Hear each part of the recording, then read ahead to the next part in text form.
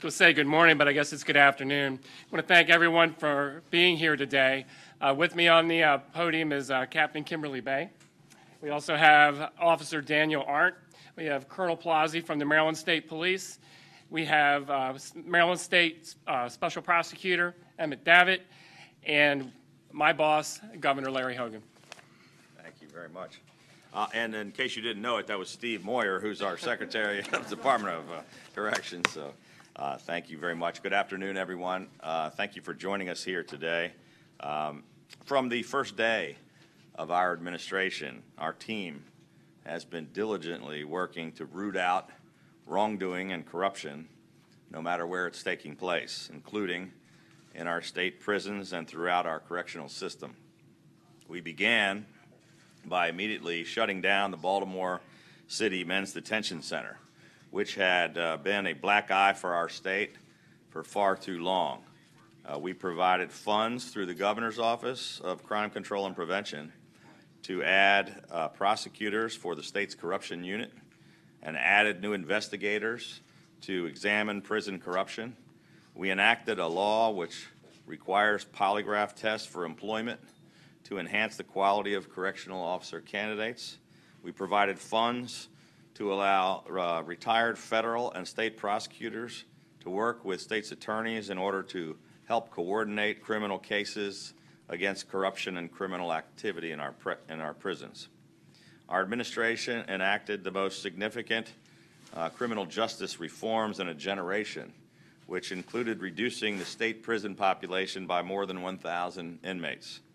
In 3 years, we have invested more than $7 billion toward crime prevention across the state. In 2016, an extensive investigation into our Department of Public Safety and Corrections, in cooperation with federal authorities, resulted in 80 indictments of corrections officers, other state employees, and gang members who were running illicit drug trade and smuggling contraband into the Eastern Correctional Institution. It was the largest indictment in Maryland state history. We also pushed for and funded the investigation that led to last year's indictment of 25 additional civilians, inmates, and correctional officers, including one who was the alleged leader of the Crips criminal street gang. Today, we are here to announce another 18 new indictments of additional individuals, including 2 more correctional officers who are accused of operating a widespread smuggling ring, sneaking in contraband right here at the Jessup Correctional Institution. Today's announcement follows an extensive year-long investigation conducted by our Special Investigative Unit, spanning 5 jurisdictions and using wiretaps, which resulted in the recovery of both guns and drugs, including heroin, cocaine, and Suboxone. With this latest round of indictments, our administration has now supported the arrests and convictions of more than 100 officers, inmates, and citizen accomplices. Let me be very clear. We have absolutely no tolerance whatsoever for corruption of any kind in our state prison system or anywhere else in state government. To anyone who engages in criminal behavior, make no mistake about it, we will find you, we will arrest you, and we will prosecute you to the fullest extent of the law. Our correctional officers have one of the most difficult jobs in all of public safety, and we will not let the depraved criminal behavior of the few tarnish the great work of the other nearly 6,000 dedicated officers who are honest, hardworking, and who serve the citizens of our state with distinction each and every day. At this time, I'm going to turn the podium over to our state prosecutor, Emmett Davitt, who will provide additional details about the new 18 indictments that we are announcing today. Thank you, Governor Hogan. Good afternoon, ladies and gentlemen. Last year, the Special Investigative Unit of the Department of Public Service and Safety Corrections and the Office of the State Prosecutor instituted a joint investigation into allegations of corruption into the Jessup Correctional Institution. Specifically, as Governor Hogan just referred to, the allegations involve the bribery of correctional officers by inmates to smuggle contraband, to include illegal narcotics and cell phones, into the maximum security correctional institution here in Anne Arundel County. Throughout this investigation, detectives and intelligence analysts from Department of Public Safety, along with Maryland State Troopers, worked closely with a prosecutor from the Office of the State Prosecutor, as well as investigators from the State Prosecutor. As a result of that investigation, last month, the Anne Arundel County Grand Jury returned indictments against 18 individuals alleged to be involved in 2 separate smuggling and bribery conspiracies. Those indictments remained sealed until last week, at which time our office, Department of Public Safety, with assistance from the Maryland State Police, the FBI, and Baltimore City Police Department, Baltimore County Police Department, executed several arrest warrants as well as 5 additional search warrants. An additional 6 summonses were served on inmates already incarcerated. The 18 defendants represent, as the governor referred to, 2 correctional officers, 6 inmates, and 10 outside facilitators. Charges in the indictment include conspiracy to distribute controlled dangerous substances, conspiracy to commit bribery, and the smuggling of contraband into Maryland correctional institutions. Both of the correctional officers are additionally charged with misconduct in office. Those officers are, one is a Warren Wright, an 18-year veteran here at the department, and a Felipe Jordan, a 12-year veteran. I want to add that this case demonstrates the accomplishments that come about through a partnership between different law enforcement agencies. This investigation I've seen, at least in my career as a prosecutor, what I just saw is unprecedented cooperation, and really was necessary and helpful to bring this about. Accordingly, besides acknowledging the Special Investigative Unit that Governor Hogan referred to, and which Secretary Moyer will expound on, I also want to acknowledge and thank the Maryland State Police for their tremendous contributions.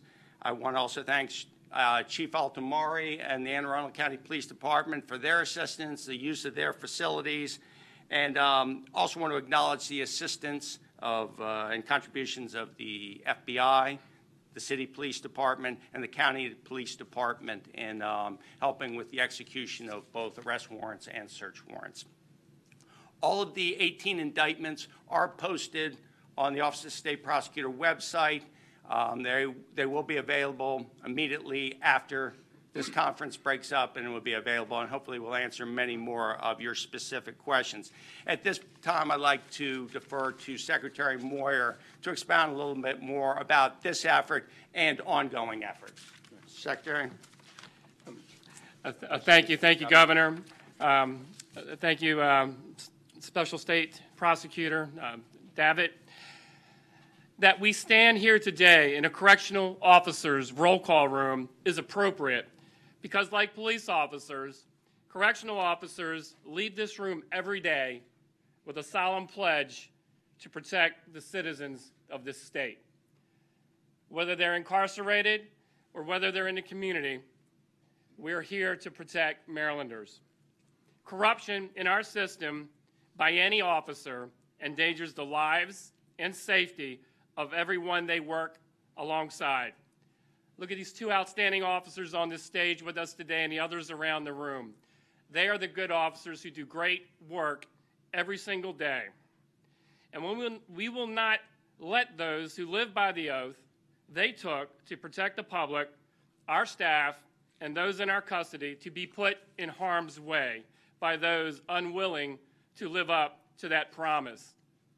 As the governor mentioned, we have close to 6,000 correctional officers who tirelessly work 24 hours a day, 7 days a week, 365 days a year, who we will support by going after those unwilling to live up to their commitment. With Governor Hogan's support, we put together a special investigative unit that helped crack this case by spanning the region and several jurisdictions to apprehend those suspects. The effort shows the commitment that the governor and our department have made to go outside the fence in this case. When you read those indictments, you look at the work that these men and women did to bring this case to justice outside the fence, affecting crime in this great state. This year-long investigation resulted in the recovery of guns and drugs, including heroin, cocaine, Suboxone. If you remember, we tried to get Suboxone strips off the list. We did for a year. Now the strips are back on, so when you look at the evidence up here, you look at those Suboxone strips. #1 piece of contraband coming into our facilities. And this fuels prison violence by creating an illicit narcotics market. We also recovered numerous cell phones that allow inmates and accomplices to operate their enterprise. And we've seen this in the past, corruption, including last year's indictment of 80 people at the Eastern Correctional Institute. Take a closer look at those cell phones. Look at the quarter, look at the chapstick next to that. That is the size of cell phones that are being smuggled in here, and that's facilitating contraband coming in. We're also grateful to Governor Hogan for approving emergency spending that allowed us to purchase portable scanners called CellSense that gives us the ability to detect cell phones that are getting smaller and harder to find. As the governor stated, we are not finished. State's Attorney Wes Adams is here with us today. This is Anne Arundel County. This only is going to make us work harder, better, and bring in other partners from across the state so that we can go after corruption in our facilities. Where there is wrongdoing in our system, we will be there to hold officers accountable to the oath that they took. I'm going to turn it back over to the governor, and if anybody has any questions, we'll go from there.